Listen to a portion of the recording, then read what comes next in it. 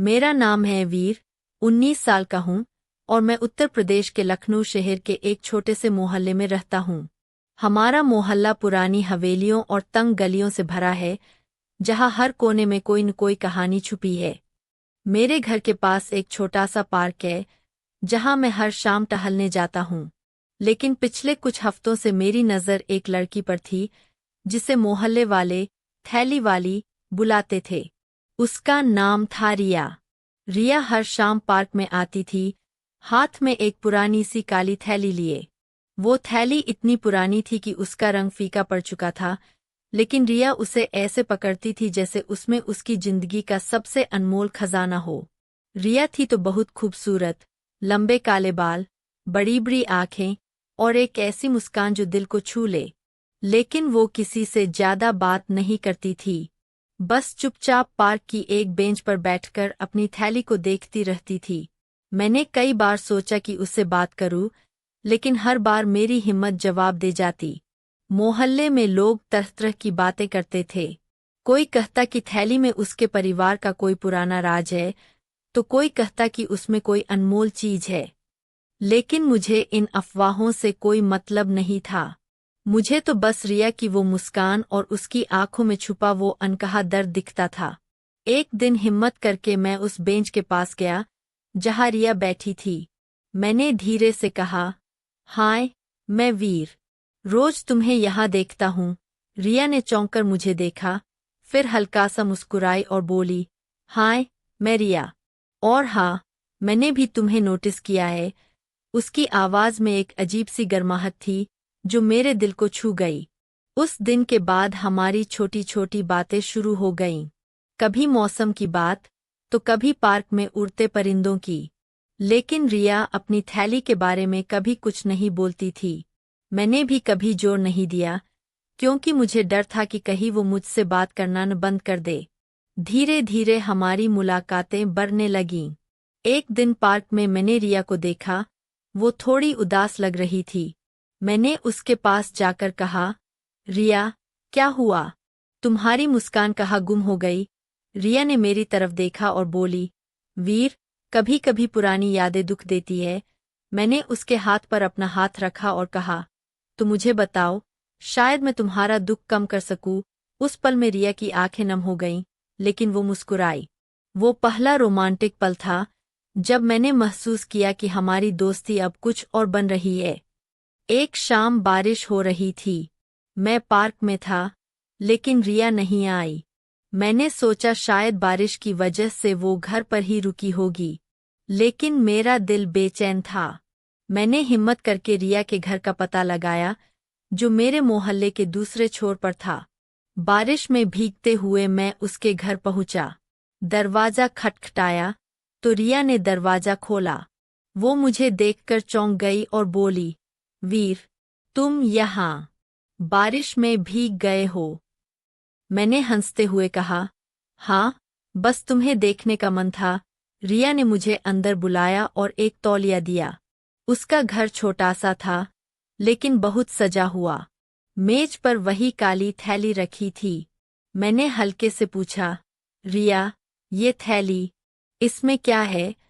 रिया का चेहरा अचानक गंभीर हो गया। उसने कहा, वीर, कुछ चीजें ऐसी होती है, जिन्हें बताने से पहले दिल को तैयार करना पड़ता है। उस रात हमने खूब बातें की। रिया ने बताया कि वो कॉलेज में पढ़ती है और उसका सपना है एक दिन बड़ा फैशन डिजाइनर बनना। मैंने उसे अपने सपनों के बारे में बताया कि मैं एक लेखक बनना चाहता हूँ। बातों बातों में हम इतने खो गए कि पता ही नहीं चला कब रात के 11 बज गए। रिया ने कहा, वीर, अब तुम जाओ। मम्मी पापा आते ही होंगे। लेकिन जाते जाते मैंने उसकी आंखों में देखा और कहा, रिया, तुम्हारी बातें मुझे बहुत अच्छी लगती है। रिया ने शर्माते हुए कहा, वीर, तुम भी बहुत स्पेशल हो। वो पल इतना रोमांटिक था कि बारिश की बूंदें भी जैसे हमारे दिल की धड़कनों को सुन रही थीं। अगले दिन पार्क में जब मैं रिया से मिला, तो वो कुछ उदास लग रही थी। मैंने पूछा, क्या हुआ, रिया? उसने हल्के से मुस्कुराकर कहा, कुछ नहीं, बस थोड़ा मन उदास है। फिर उसने अपनी थैली की तरफ देखा और बोली, वीर, क्या तुम मुझ पर भरोसा करते हो? मैंने बिना सोचे कहा, हाँ, रिया। बिल्कुल। उसने थैली मेरी तरफ बढ़ाई और बोली, इसे खोलो। मेरा दिल जोर जोर से धड़कने लगा। मैंने धीरे धीरे थैली खोली। उसमें कुछ पुरानी तस्वीरें थीं, एक छोटा सा डायरी और एक चमकता हुआ लॉकेट। मैंने रिया की तरफ सवालिया नजरों से देखा। रिया ने गहरी सांस ली और बोली, ये तस्वीरें मेरे भाई की है। वो 2 साल पहले एक हादसे में चला गया। ये डायरी उसकी थी, जिसमें उसने अपने सपने लिखे थे। और ये लॉकेट उसने मुझे दिया था। मैं इसे हर दिन अपने साथ रखती हूँ, ताकि वो मेरे पास रहे। रिया की आंखों में आंसू थे और मेरा दिल पिघल गया। मैंने उसका हाथ पकड़ा और कहा, रिया, तुम बहुत मजबूत हो और मैं हमेशा तुम्हारे साथ हूँ। उस पल में रिया ने मेरी तरफ देखा और उसकी आंखों में एक अजीब सी चमक थी। उसने धीरे से कहा, वीर, तुम्हारे साथ बात करके मुझे सुकून मिलता है। फिर वो हल्का सा मुस्कुराई और मेरे करीब सरक आई। मेरा दिल जैसे रुक सा गया। मैंने धीरे से उसके बालों में उंगली फेरते हुए कहा, रिया, मैं तुम्हारे बिना एक दिन भी नहीं रह सकता। रिया ने शर्म से आंखें झुका लीं, लेकिन उसके होठों पर मुस्कान थी। वो बोली, वीर, क्या ये प्यार है? मैंने हाँ में सिर हिलाया और हम दोनों ने एक दूसरे को गले लगा लिया। बारिश की बूंदें खिड़की से टपक रही थीं और हमारा वो पहला गले लगना इतना रोमांटिक था कि समय जैसे थमसा गया। लेकिन कहानी अभी खत्म नहीं हुई। अगले कुछ दिनों में हमारी मुलाकातें और बढ़ गईं। एक दिन मैंने रिया को सरप्राइज देने का प्लान बनाया। मैंने पार्क में एक छोटा सा पिकनिक सेट किया, कुछ सैंडविच, चाय और गुलाब के फूल। रिया आई तो चौंक गई। वो बोली, वीर, ये सब क्या है? मैंने कहा, तुम्हारे लिए, रिया, क्योंकि तुम मेरी जिंदगी की सबसे खूबसूरत कहानी हो। हमने साथ में चाय पी और रिया ने अपनी डायरी से एक कविता पढ़ी जो उसके भाई ने लिखी थी। वो पल इतना भावनात्मक और रोमांटिक था कि हम दोनों की आंखें नम हो गईं।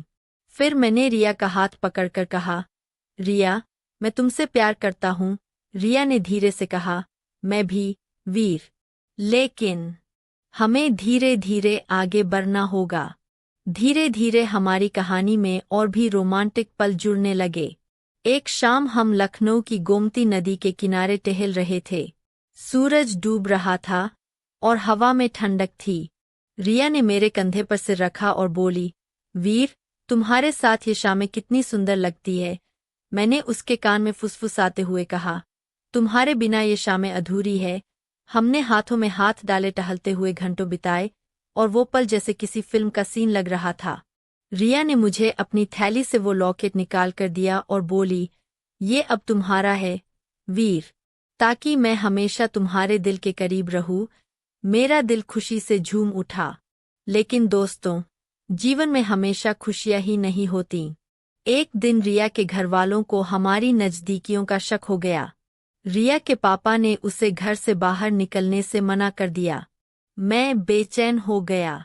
मैंने रिया को फ़ोन किया, लेकिन वो नहीं उठा रही थी।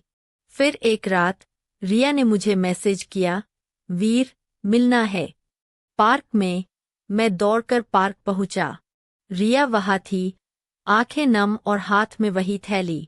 वो बोली, वीर, पापा हमें अलग करना चाहते हैं, लेकिन मैं तुम्हारे बिना नहीं रह सकती। मैंने उसे गले लगाया और कहा, रिया, हम साथ रहेंगे। मैं तुम्हारे पापा से बात करूंगा। वो पल इतना इमोशन और रोमांटिक था कि हम दोनों रो पड़े, लेकिन हमारे प्यार ने हमें मजबूत बनाया। दोस्तों, यहीं पर कहानी में एक बड़ा ट्विस्ट आता है। क्या वीर और रिया का प्यार घर वालों की मंजूरी पाएगा, या फिर थैली में कोई और राज खुलेगा जो सब कुछ बदल देगा?